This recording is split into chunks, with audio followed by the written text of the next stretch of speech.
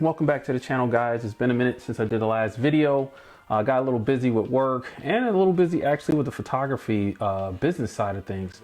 Been wanting to do a video comparing the X-E4, the X100V, and the X-PRO3 as far as what I feel a person should look at when trying to decide between the three cameras and which one is going to be right for them. So to start off with, I'm going to let you guys know that these cameras have the same sensor in them. They have the same megapixels in them pretty much. So they're going to take the same great photos.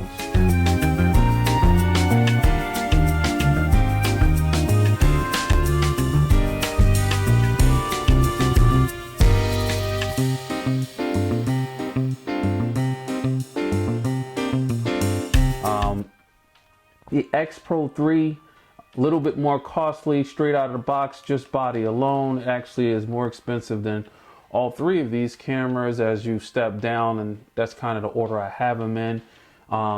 It's weather sealed. It has the OVF as well as the electronic viewfinder. It has the controversial, LCD screen. As I bring myself back in focus here, this is the one that a lot of folks had a lot of concerns with, a lot of talk about, a lot of media attention on, and how it was set up on this camera and executed. And honestly, guys, I really love it. I love the fact that when I'm shooting and this is up, I don't see the pictures. It keeps me focused on shooting street photography and paying more attention to what's going on around me. Build quality, this thing is top notch. It is weather sealed, like I said earlier. As far as button layouts, it pretty much has all the buttons you need that you can program on the back and on the top. I went ahead and also got a half case here, like you guys see, which helps with the grip, but it also has a nice thumb rest in the back that helps with the grip as well. Next in line as far as pricing goes, of course, would be the X100V. This is an all-in-one because it has its own built-in lens. The f2 lens is an upgrade over the F series of F version of the series, and I really love it. The other big thing that I love about this is that it also now has a flip out screen. So that makes this a even better camera in my opinion, because unlike the F, when I had that, trying to get low angle shots was a little difficult because you really couldn't see the LCD as like you wanted. You really couldn't use that the way you could use it now, or even be able to use the flip out screen as you guys see on the X-PRO3. So, but the difference between these two, of course, is this one has the built-in lens and pretty capable all-in-one, out-the-box, ready-to-go camera. So that's a benefit of this one over the X-PRO3. It also has the OVF, just like the X-PRO3, and the EVF. Both work pretty much the same, and both are excellent as far as the bright lines go. And then last on the line is our X-E4, which is more budget-friendly one. Again, no camera, or I should say lens with it. If you get this body alone, is far cheaper than these other two. Would definitely be the cost-effective choice in that case. But again, you're looking at the fact that you don't have a lens. If you get it with a kit and get the 27 millimeter f2.8, the new one that's weather sealed, it makes this even more of a get out and go, ready out the box type of setup, and gives you an edge over the X-PRO3 in that sense. Not weather sealed though, so there are some cost cutting things, I should say, when getting this camera to help drop that price. Button layout is definitely not the same. Less buttons, as you can see on the back and on the front. And that was one of the things that also folks didn't quite like about this one. But again, to get it to the price that it's at and be affordable for folks who may not have the budget, there are some cost cutting there. It too has a flip out screen, just like the other two. So it is a very capable street camera. At the same time, it, along with the X-PRO3, are very capable cameras in a lot of genres, as well as the X100V. Deciding that, to me, comes down to basically what you want to spend and what you currently have. If it's a budget concern and you have XF lenses already, or F-mount lenses that you can use with your Fuji camera, the X-E4 is definitely going to be what I recommend you get of the three. Again, the image quality is the same for them both. You don't have to worry about that aspect. The JPEGs are great. All three cameras pretty much are not that far apart as far as when they were released. So you have a lot of the same film simulations, They set up pretty much the same and give you kind of that rangefinder type of feel, which especially the way that the viewfinder is placed on these cameras. And again, if you have lenses already that you're gonna use with this camera, that price makes this a nice way to go. You will, like I have done, probably want to look at getting a half case here like I did, help with that grip. This camera is small, which makes it really nice to grab and go. It is smaller than the I should say the X100V and the X-PRO3, as you guys can see looking at it from right here and then looking at it that way. So it's definitely lighter because of that size. And when you put on the 27mm lens that it comes with, this is pretty much a pocketable camera to a large part, depending on, of course, the size of your pockets.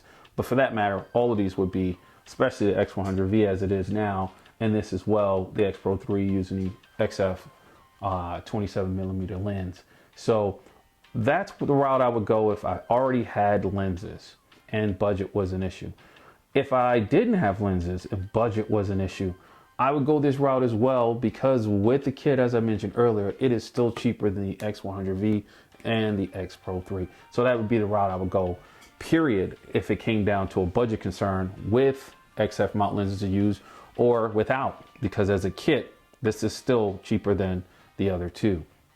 Now, if we start to get to the point where we know we want to use other lenses, we're going to move this one out the way and we're going to say, of the two, if budget isn't a concern and you do have lenses to use, I would absolutely go with the X-PRO3 because of all the added benefits that you get with this camera. Biggest thing is you get redundancy in the memory slot. You get 2 memory slots with this camera. That adds to its professional style of shooting. So now we get to the point where, what if we, wanted something with already a lens on it, or it came with the lens on it, ready out of the box, ready to go? Which one would you use? Price is not a concern, but it is. I would go with the X100V with the f2 lens built into it. Again, very capable camera, weathered sealed up to about 100%. And that lack in 100% is because as it is right now, and you guys will see as I take off my Nissan filter that weather seals the lens on this camera moves back and forth when it is focusing. And because of that, you can't weather seal that unless you put a filter on. You can get the Fuji filter and do that, or you can get any other capable 49mm filter.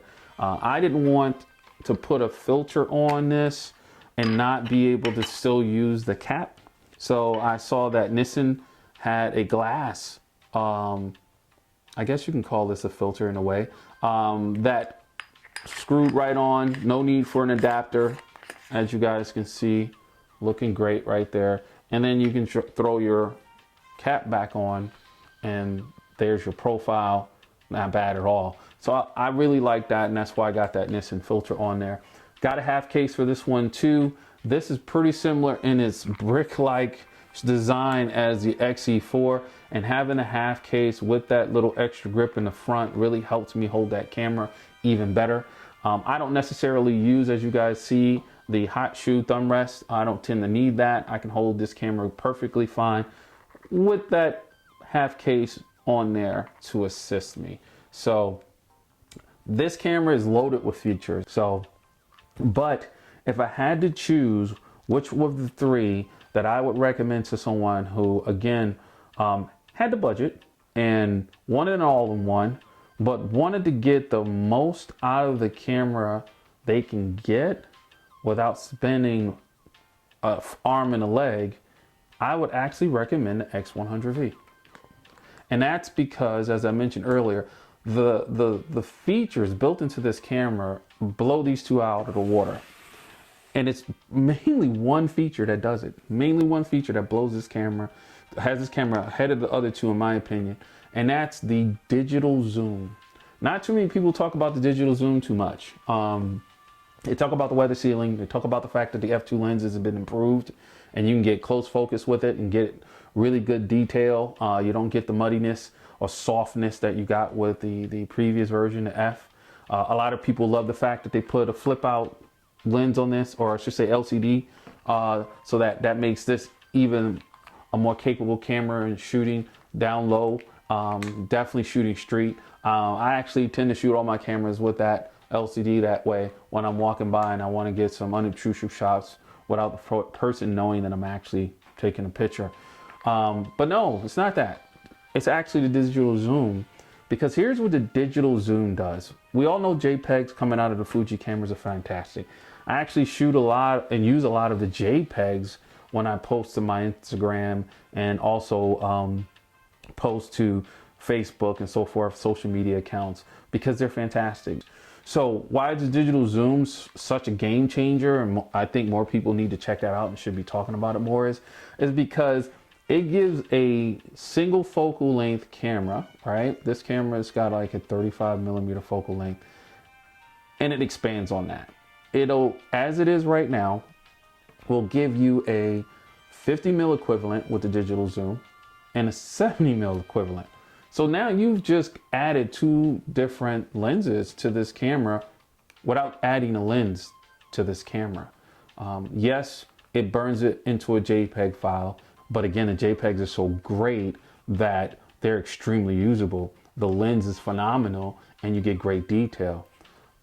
You spend a little more money and get this guy, and I'll hold it up so it's a little better to see, but this guy right here is one of the conversion lenses.